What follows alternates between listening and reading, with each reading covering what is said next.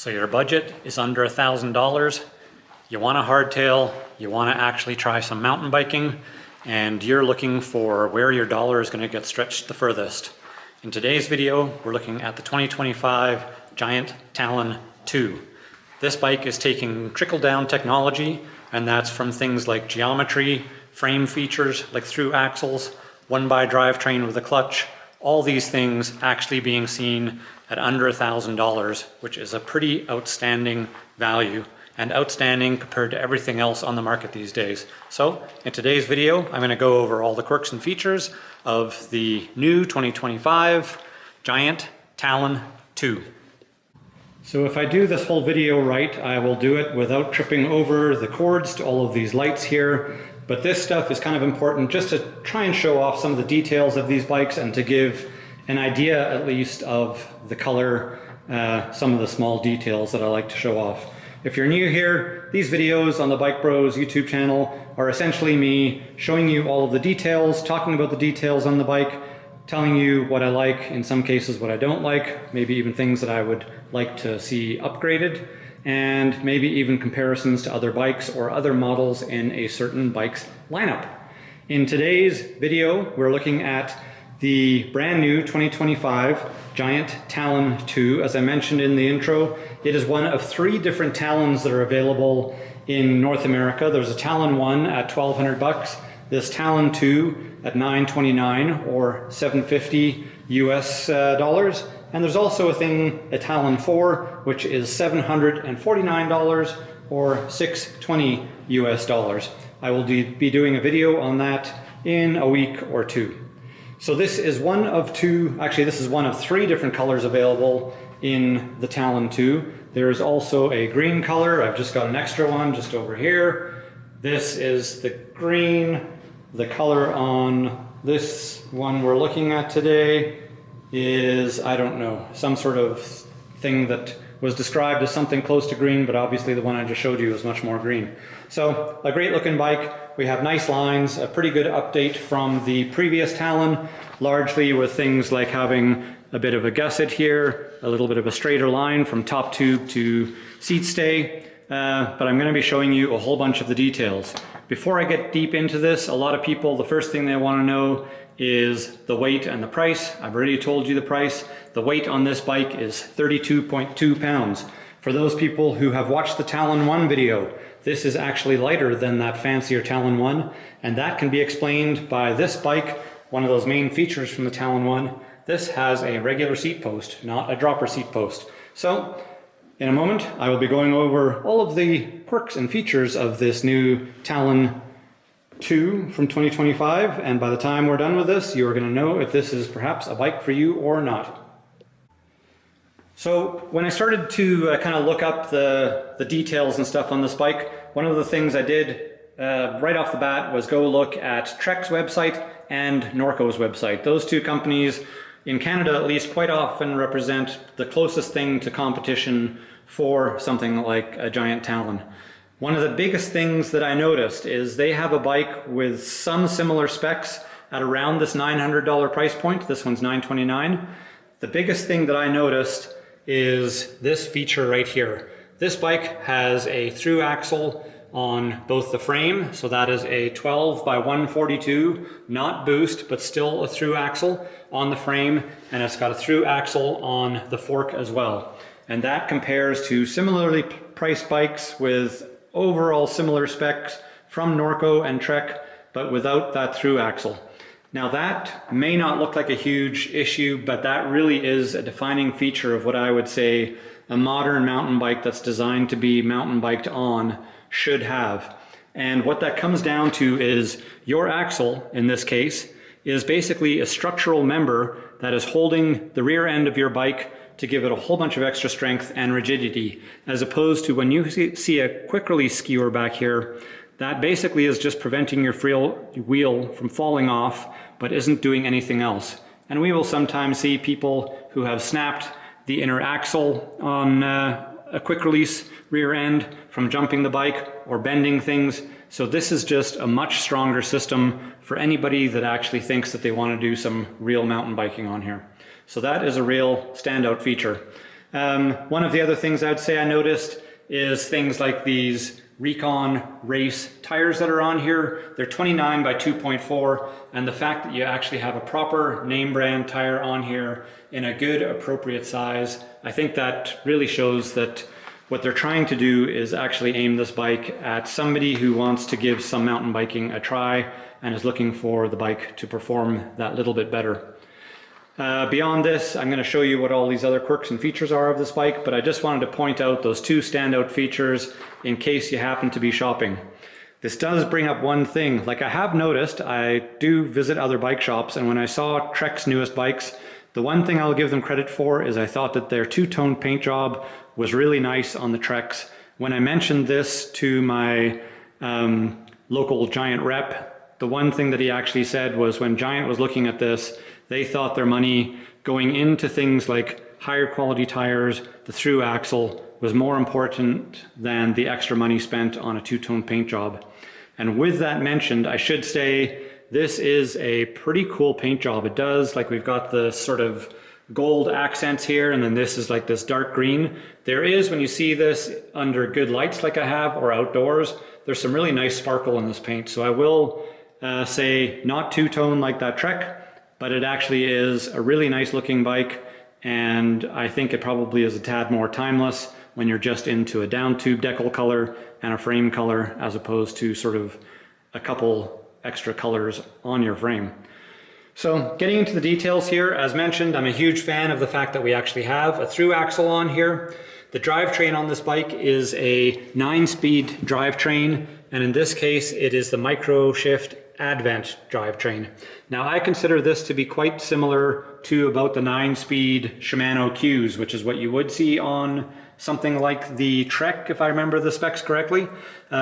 Similar, it's tough, goes through the gears well. It does have a clutch down here, and as I always like to point out, a clutch is basically something that is helping to give us some extra tension right in here on the derailleur, as opposed to when it's off. That flexes really easily, and that is all to help calm your chain when you're riding through rough terrain, to both minimize the noise of your chain slapping, minimize the chance of your chain bouncing around on the cassette, and also minimize the chance of your chain actually bouncing off your chainring in the front here. On the back, in this 9-speed cassette, we're still looking at 11 to 46 teeth, which is the same range as what that 9-speed Shimano Qs would have. So we haven't lost anything as far as performance by having the Qs. The shifting is good. Everything in here, nice ramping on the cassette, so your shifting, yeah, works just like Shimano. As we go to the front here, importantly, I think almost anything that you're seeing out there in the world these days from a proper bike manufacturer is going to be using a narrow wide chainring. If you're not familiar, a narrow wide chainring basically is just talking about the profile of your teeth, and it is basically designed to just be a thing that holds your chain that much more confidently so that your chain doesn't bounce off. And that is one of the big advantages of the fact that all the Talons that are available in North America use a 1x drivetrain. And so the big thing with a 1x drivetrain is obviously you don't have to think about your left hand and what it's doing for shifting. All of your gear range is done back here. But because you can arrange or design this 1x drivetrain specifically to hold the chain, you're much less likely to bounce your chain off of a chain ring in any sort of bumpy terrain with a 1x system than you are with a 2 or 3x system. So just that that's sort of done out of the way. So heading back, of course, it's an aluminum frame. It's a, when Giant does their aluminum that they use is a thing called Alex aluminum. Giant is a big enough company and the only bike company that is so big that they're an actual foundry for their own level of aluminum. So what they tend to use as far as the actual alloy level in their bikes can be a level better than what you're seeing from a lot of the mainstream manufacturers. It also gives them some freedom to basically do some things that require a little bit more sophisticated processes in manufacturing. Included on here, we do have the little threaded thing that we're just sort of showing right behind the cable. That is allowing you a place to put a mount for a fender or a rack if you wanted to do something to cover up the rear wheel. We've got a similar thing with a threaded spot right there underneath this bridge.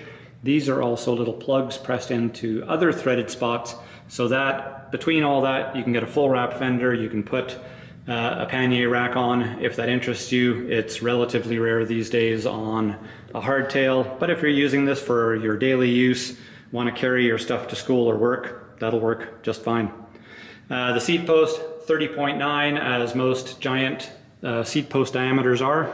That's also important because this frame is dropper post compatible. So 30.9 is one of the two very common dropper post sizes. So that's going to be easy. And then you do also have the ports in the frame to basically allow for having a dropper post to be installed on here. So 1x9. We've got some no-name cranks on here, appropriate lengths. A lot of the main sizes are 170 millimeters for sort of normal size bikes. That does bring up one thing on this bike. Because Giant is anticipating this to be an extremely popular model, this is when they actually expand their size range up to offering 7 different sizes. So that is from extra small to double extra large, which is basically fitting somebody up to say 6'5" or 6'6". So a huge size range because this is going to be a very high volume selling bike. In the smallest sizes, extra small and small, the wheel size is 27.5. This bike is a 29er that we're looking at. It's a size medium. So in size small, there's both wheel sizes available. All the rest, small through double extra large, are based on a 29-inch wheel. The saddle on the bike, this is a pretty comfortable in-house saddle. It's just a Giant branded Ergo contact trail, very much the same shape as their Romero saddle, which I find to be quite a comfortable saddle and have ridden them for a couple of years. Heading over to the fork on this bike. This fork is a Giant SXC 32.3RL. Now that is confusing because almost any other time that we see a fork described as an RL fork, that would mean that it has, the L would be a lockout, which yes, this does have, but no, the R part, there is no rebound adjustment. This is a coil sprung fork, but we do have 32 mil stanchions. So 32 millimeters is the thickness of this tube here. And that then, as I was looking at something like the Norco Storm that's at this price point, it has 30 mil stanchions in an SR Suntour fork. So this bike, from the bunch of these that I've cycled, less bushing play and just feels way more sturdy than the equivalent sort of fork that we're seeing when it's a 30 mil stanchioned SR Suntour. So if you're looking for a little bit more robustness in the fork on your new bike, then this Giant fork might be the one that'll suit you best if you're looking in this price point. Of course, we see this neat thing, because this is Giant's own casting, that is kind of their signature move, is that hole that goes through the arch there. Then going back, as mentioned, the same thing as on the rear wheel, where having a through axle actually increases your strength a bit. A through axle on your fork means that much more, because what it means is that you no longer have a chance of your fork, if it's getting tweaked from a hard cornering or anything like that, you won't have independent travel from either side of your fork trying to flex this arch here so much. So it is actually perhaps even more important to see the through axle on the fork if you're going to be doing anything that's testing the strength or the stiffness of your bike. So steel stanchions, alloy, tapered steer tube, once again another thing. So tapered just means it's thinner at the top, it gets fatter at the bottom on the tube that goes through the frame here. That does take a special frame to actually allow for a fork to have that feature, and that is one of the huge upgrades that we're seeing on this new Giant Talon, and is something that, like, up until this 2025 model, you would only see typically on bikes starting in the $1,500 or $1,600 range. So a very nice feature there. As we come back up top here, once again, the micro shift trigger shifter, very much similar to what we would expect from that Shimano Q's that's on similar bikes. It is a push system, so unlike the Shimano where you have a push, potentially pull in the front button, it's push, same difference. Hydraulic disc brakes, they're Tektros, the HD 275s I think is the number on them. these things are pretty much what you expect to see on almost anything under about $1,500 that has hydraulic disc brakes. And I'll show you the actual calipers in a moment here. Another thing, just mentioning, I had mentioned this on the Talon 1. The spec sheet says that these handlebars are 690 millimeters wide. I checked all of the bikes that we have in stock. They are 780 millimeters wide, so a proper wide handlebar. And please don't ever complain to me about handlebars being too wide, because cutting handlebars down is super easy. Cutting handlebars to make them longer, not so easy. So if you're, especially in that size extra small, looking for your handlebars to be a little bit narrower than the stock size, just ask your shop to cut them down, and they should do it at no extra charge, I would assume. That's certainly the way we do it here. So going back to these features on here, and just showing you, the rims are a 21 mil internal rim. That is the one place I would have loved to have seen a little bit of a wider rim, because that does help you to get the extra performance out of having a 2.4 inch wide tire. But on a sort of price conscious bike like this, I guess there are some limitations, and who knows if Giant had 4 million extra 21 mil wide rims in their factory or something. So it's a Tektro disc brake, as I mentioned before, really popular model. These things aren't the most outstanding brake, but they are extremely reliable actually. And they also take a Shimano brake pad. So if you ever find that these brakes are just kind of feeling a little bit too on-off, with the on part of the on-off not being mega powerful, you can actually choose to put a Shimano branded brake pad in there, and you can get perhaps a little bit of a different feel out of your brakes doing it that way. Heading down, just showing the details, we've got this nice internal cable routing. We're no longer using the sort of old Talon system of a big rubber plug that was trying to hold your cables. These ports here actually guide your cable sort of to head into the frame on an angle, as opposed to the old system that would sort of try and push your cables to sort of point out directly at like what the camera is pointing at right now. And then down at the bottom bracket here, the cables sort of come out of a wide port underneath the bottom bracket, which just makes it easy to run your cables, and you don't get the pain in the arse of cable sort of running through the frame when it's time to replace. We are looking at a square taper cartridge bottom bracket on this bike. So as I will always mention on a square taper crank, if you're planning on jumping a bike, riding really abusively on square taper usually doesn't work out too well, and you usually end up having to replace because the square taper will actually start to strip out and your crank will sort of start flopping around loosely. Once again, I think this is, I wouldn't ever expect to see anything better than a square taper on a sub $1,000 bike, so it kind of is what it is.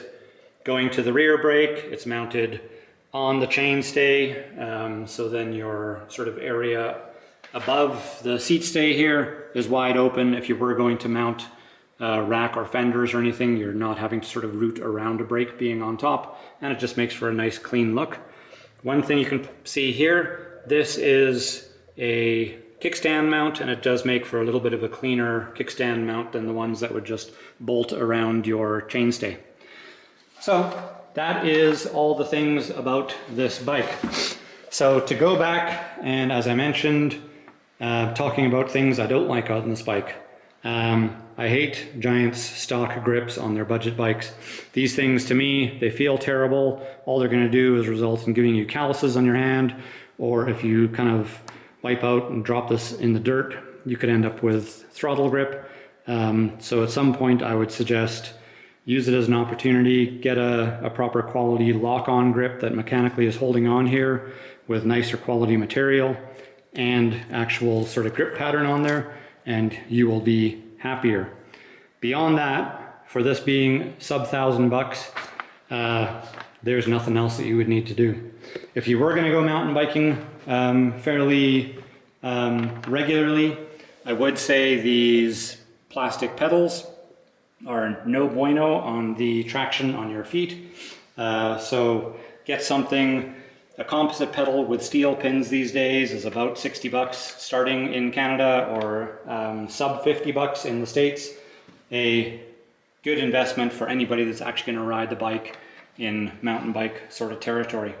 And then of course you do have the fact that your seat post can be replaced with a dropper seat post. So if you bought this bike because you're on a budget that doesn't allow you to spend over $1,000, and then 6 months later you realize you're absolutely loving mountain biking, but you're noticing that your friends are having an easier time because they have a dropper seat post, which in my mind is one of the best inventions in modern mountain biking. It is a relatively easy and inexpensive thing, for us at least, to replace your seat post with a dropper. And I would say in Canada, at least, between purchasing the seat post, the lever that you would have to get for over here on your handlebars, and installation, you're looking somewhere in the neighborhood of $300 sort of entry into putting a dropper on this bike. So if 6 months down the road you are wanting to make this even more mountain bikey, then that would be a great way to do it. So this is the Giant Talon 2, a fantastic bike if you're looking at spending under $1,000 bucks, $929 in this case. Really nice color in this kind of dark sprucey, I'll call it, compared to this being a little bit more olivey. You can figure out from looking at Giant's website whatever their color names are. They make no sense to me. Fantastic bike for the money, and this will allow people to truly fall in love with actual mountain biking on actual single track for the measly price of $929. Thanks for watching. Please like, subscribe, give me a comment, all those things that the other YouTubers tell you to do and I'm usually bad at asking for. So thanks so much. Cheers.